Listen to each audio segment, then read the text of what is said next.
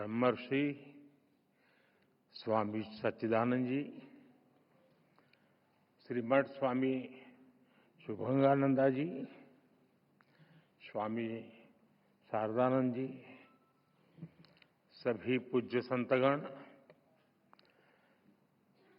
सरकार में मेरे साथी श्री जॉर्ज कुरियन जी, संसद में मेरे साथी श्री अडूर प्रकाश जी, अन्य सभी वरिष्ठ महानुभाव, देवी और सज्जनों, पिन्ने एंडे एल्ला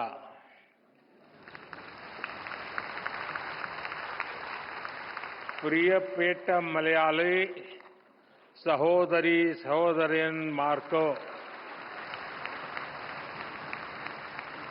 एंडे विनितमाय नमस्कारों।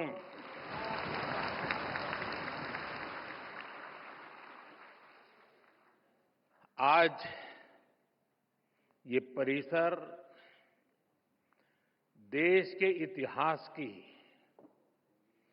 एक अभूतपूर्व घटना को याद करने का साक्षी बन रहा है। एक ऐसी ऐतिहासिक घटना जिसने न केवल हमारे स्वतंत्रता आंदोलन को नई दिशा दी, बल्कि स्वतंत्रता के उद्देश्य को, आजाद भारत के सपने को ठोस मायने दिए। 100 साल पहले श्री नारायण गुरु और महात्मा गांधी की वो मुलाकात आज भी उतनी ही प्रेरक है, उतनी ही प्रासंगिक है। 100 साल पहले हुई वो मुलाकात सामाजिक समरसता के लिए, विकसित भारत के सामूहिक लक्ष्यों के लिए आज भी ऊर्जा के बड़े स्रोत की तरह है। इस ऐतिहासिक अवसर पर मैं श्री नारायण गुरु के चरणों में प्रणाम करता हूं। मैं गांधी जी को भी अपनी श्रद्धांजलि अर्पित करता हूं। भाई बहनों, श्री नारायण गुरु के आदर्श पूरी मानवता के लिए बहुत बड़ी पूंजी है। जो लोग देश और समाज की सेवा के संकल्प पर काम करते हैं, श्री नारायण गुरु उनके लिए प्रकाश स्तंभ की तरह है। आप सभी जानते हैं कि समाज के शोषित, पीड़ित, वंचित वर्ग से मेरा किस तरह का नाता है, और इसलिए आज भी मैं जब समाज के शोषित, वंचित वर्ग के लिए बड़े निर्णय लेता हूं, तो मैं गुरुदेव को जरूर याद करता हूं।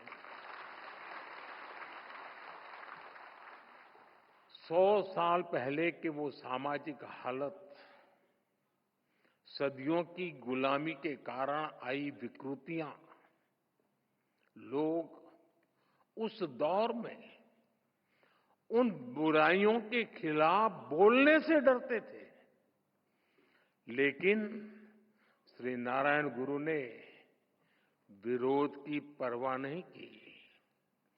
वो कठिनाइयों से नहीं डरे, क्योंकि उनका विश्वास समरसता और समानता में था। उनका विश्वास सत्य, सेवा और सौहार्द में था। यही प्रेरणा हमें सबका साथ, सबका विकास का रास्ता दिखाती है। यही विश्वास हमें उस भारत के निर्माण के लिए ताकत देता है, जहां अंतिम पायदान पर खड़ा व्यक्ति हमारी पहली प्राथमिकता है। साथियों, शिवगिरी मठ से जुड़े लोग और संत जन भी जानते हैं कि श्री नारायण गुरु में और शिवगिरी मठ में मेरी कितनी अगाध आस्था रही है। मैं भाषा तो नहीं समझ पा रहा था, लेकिन पूज्य सच्चिदानंद जी जो बातें बता रहे थे, वो पुरानी सारी बातें याद कर रहे थे। और मैं भी देख रहा था कि उन सब बातों पर आप बड़े भाव विभोर होकर के उसके साथ जुड़ जाते थे। और मेरा सौभाग्य है कि मठ के पूज्य संतों ने हमेशा मुझे अपना स्नेह दिया है। मुझे याद है 2013 में, तब तो मैं गुजरात में मुख्यमंत्री था, जब केदारनाथ में प्राकृतिक आपदा आई थी, तब शिवगिरी मठ के कई पूज्य संत वहां फंस गए थे, कुछ भक्तजन भी फंस गए थे। शिवगिरी मठ ने वहां फंसे लोगों को सुरक्षित निकालने के लिए भारत सरकार का संपर्क नहीं किया था। प्रकाश जी, बुरा मत मानना। शिवगिरी मठ ने, मैं एक राज्य का मुख्यमंत्री था, मुझे आदेश दिया और इस सेवक पर भरोसा किया कि भाई ये काम तुम करो। और ईश्वर कृपा से सभी संत, सभी भक्तजन को सुरक्षित में ला पाया था। साथियों, वैसे भी मुश्किल समय में हमारा सबसे पहला ध्यान उसकी ओर जाता है जिसे हम अपना मानते हैं, जिस पर हम अपना अधिकार समझते हैं। और मुझे खुशी है कि आप अपना अधिकार मुझ पर समझते हैं। शिवगिरी मठ के संतों के इन अपनेपन से ज्यादा आत्मिक सुख की बात मेरे लिए और क्या हुई। साथियों, मेरा आप सबसे एक रिश्ता काशी का भी है।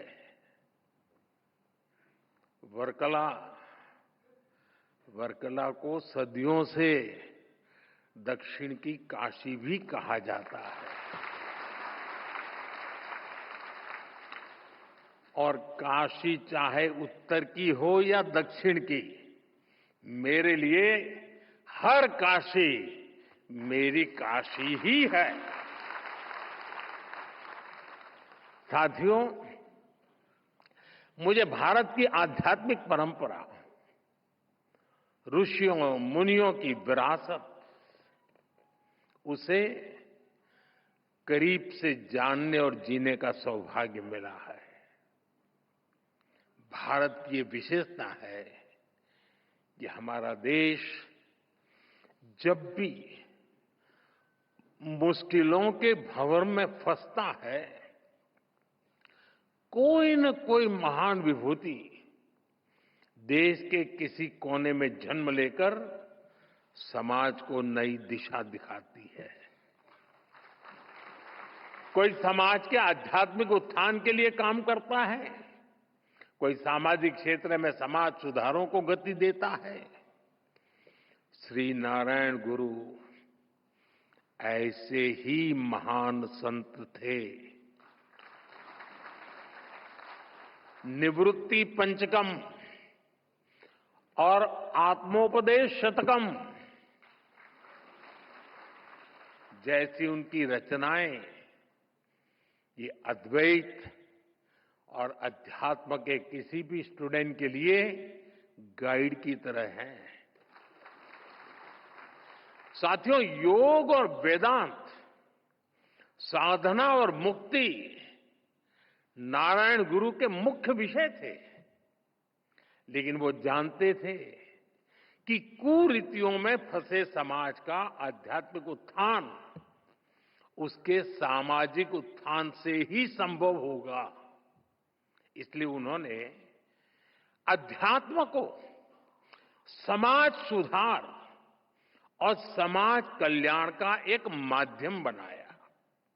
और श्री नारायण गुरु के ऐसे प्रयासों से गांधी जी ने भी प्रेरणा पाई,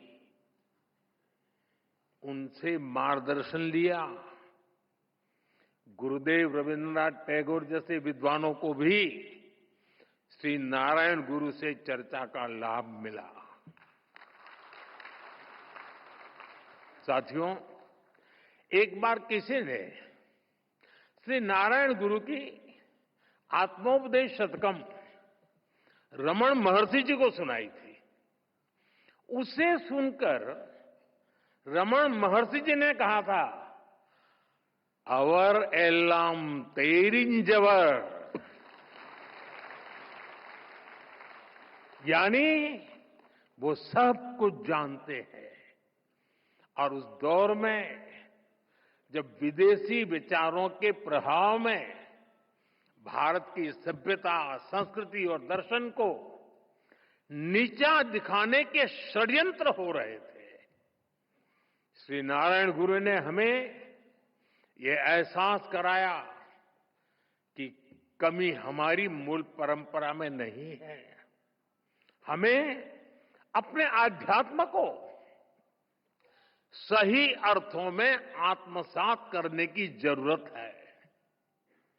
हम नर में श्री नारायण को, जीव में शिव को देखने वाले लोग हैं। हम द्वैत में अद्वैत को देखते हैं। हम भेद में भी अभेद देखते हैं। हम विविधता में भी एकता देखते हैं। साथियों, आप सभी जानते हैं, श्री नारायण गुरु का मंत्र था, ओरु जाति, ओरु मतम, ओरु देवम, मनुष्यनु।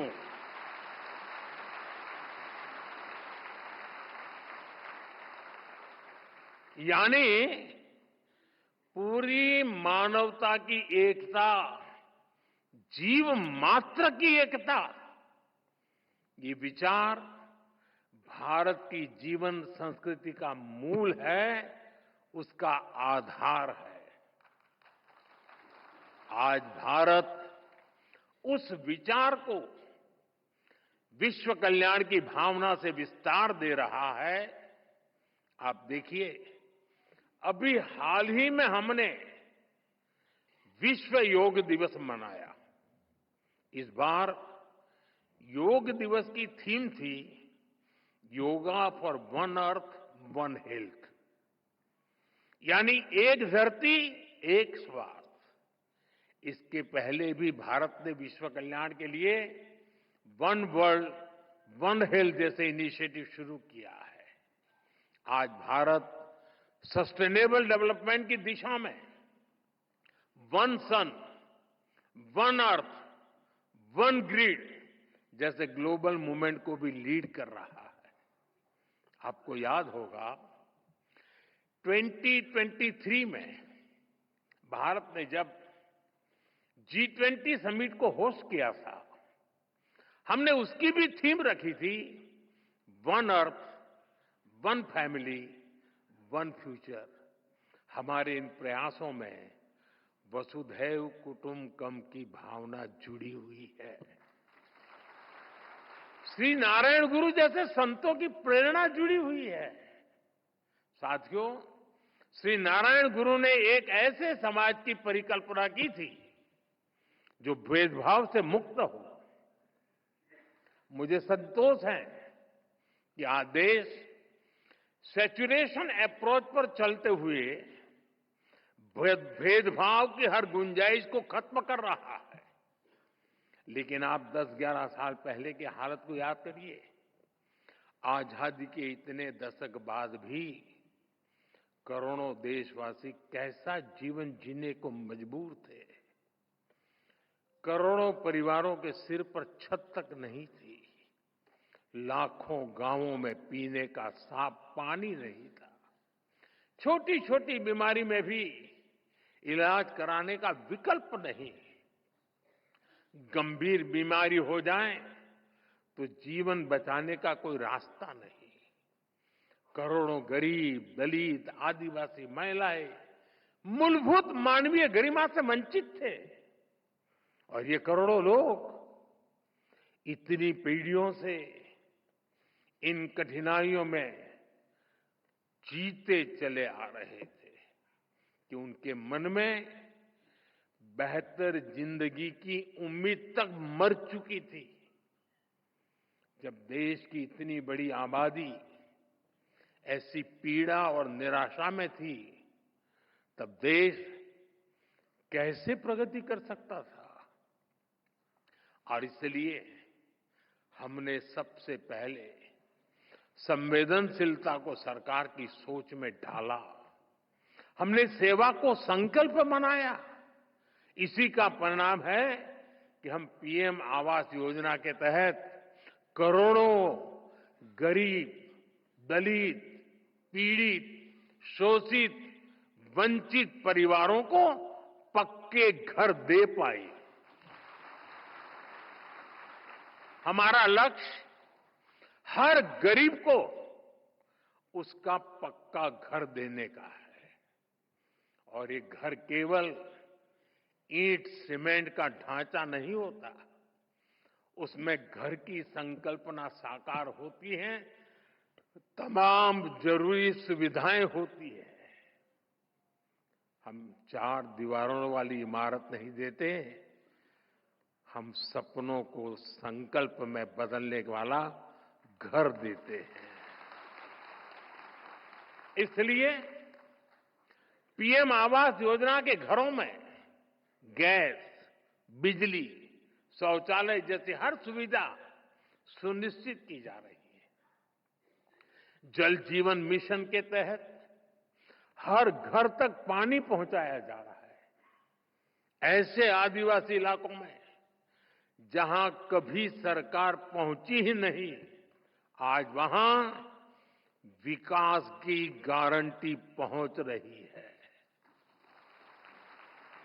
आदिवासियों में, उसमें भी जो अति पिछड़े आदिवासी हैं, हम उनके लिए पीएम जनमन योजना शुरू की है। उससे आज कितने ही इलाकों की तस्वीर बदल रही है। इसका परिणाम ये है कि समाज में अंतिम पायदान पर खड़े व्यक्ति में भी नई उम्मीद जगी है। वो न केवल अपना जीवन बदल रहा है, बल्कि वो राष्ट्र निर्माण में भी अपनी मजबूत भूमिका देख रहा है। साथियों, श्री नारायण गुरु ने हमेशा महिला सशक्तिकरण पर जोर दिया था। हमारी सरकार भी वुमेन लेड डेवलपमेंट के मंत्र के साथ आगे बढ़ रही है।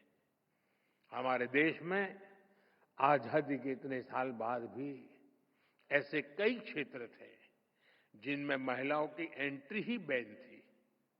हमने इन प्रतिबंधों को हटाया। नए नए क्षेत्रों में महिलाओं को अधिकार मिले। आज स्पोर्ट्स से लेकर स्पेस तक हर फील्ड में बेटियां देश का नाम रोशन कर रही है। आज समाज का हर वर्ग, हर तबका एक आत्मविश्वास के साथ विकसित भारत के सपने को उसमें अपना योगदान दे रहा है। स्वच्छ भारत मिशन, पर्यावरण से जुड़े अभियान, अमृत सरोवर का निर्माण, मिलेट्स को लेकर जागरूकता जैसे अभियान, हम जन भागीदारी की भावना से आगे बढ़ रहे हैं। 140 करोड़ देशवासियों की ताकत से आगे बढ़ रहे हैं। साथियों, श्री नारायण गुरु कहते थे, विद्या कौन प्रबुद्धर आवुका, संगठना कौन शक्तर आऊ का प्रयत्नम कण संपन्नार आऊ का, यानी enlightenment through education, strength through organisation, prosperity through industry. उन्होंने खुद भी इस विजन को साकार करने के लिए महत्वपूर्ण संस्थाओं की नींव रखी थी। शिवगिरी में ही गुरुजी ने शारदा मठ की स्थापना की थी। मां सरस्वती को समर्पित ये मठ, इसका संदेश है कि शिक्षा ही वंचितों के लिए उत्थान और मुक्ति का माध्यम बनेगी। मुझे खुशी है कि गुरुदेव के उन प्रयासों का आज भी लगातार विस्तार हो रहा है।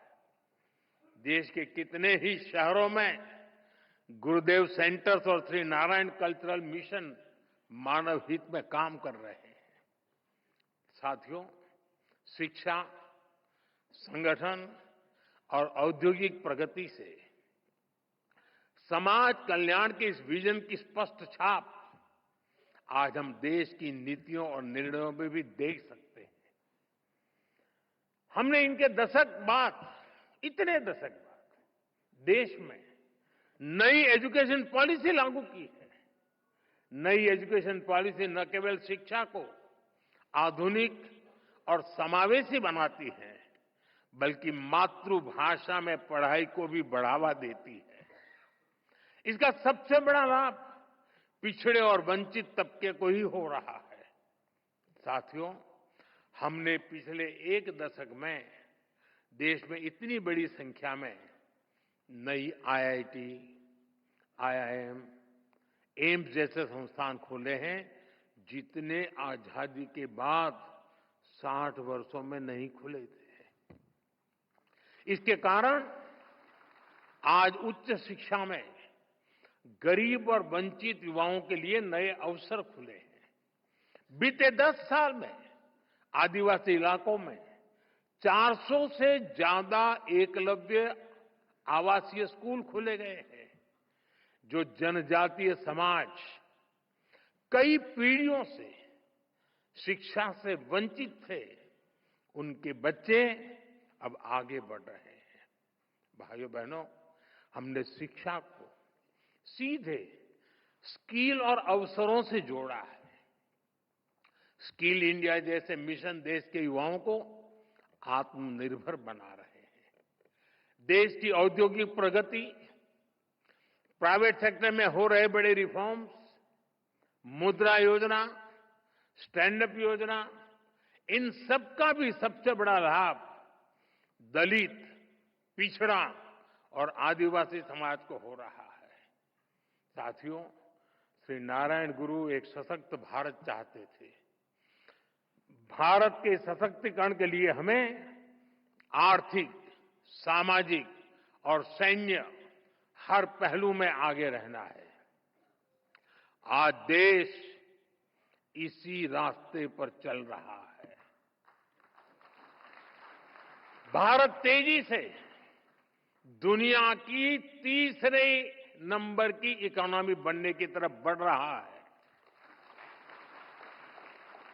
हाल में दुनिया ने ये भी देखा है कि भारत का सामर्थ्य क्या है। ऑपरेशन सिंदूर,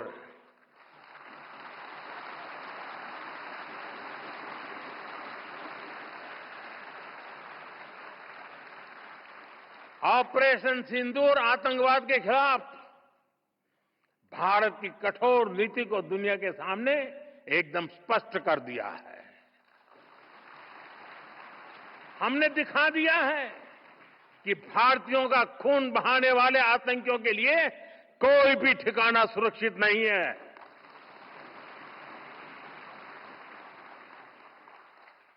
साथियों, आज का भारत देश हित में जो भी हो सकता है और जो भी सही है, उसके हिसाब से कदम उठाता है। आज सैन्य जरूरतों के लिए भी भारत की विदेशों पर निर्भरता लगातार कम हो रही है।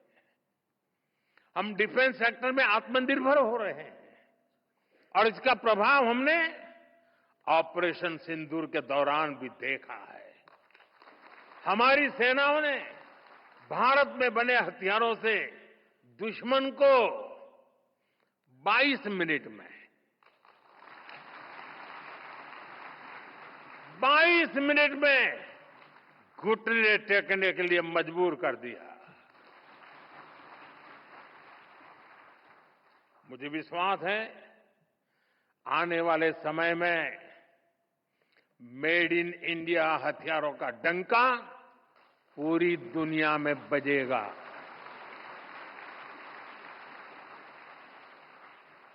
साथियों, देश के संकल्पों को पूरा करने के लिए हमें श्री नारायण गुरु की शिक्षाओं को जन जन तक पहुंचाना है।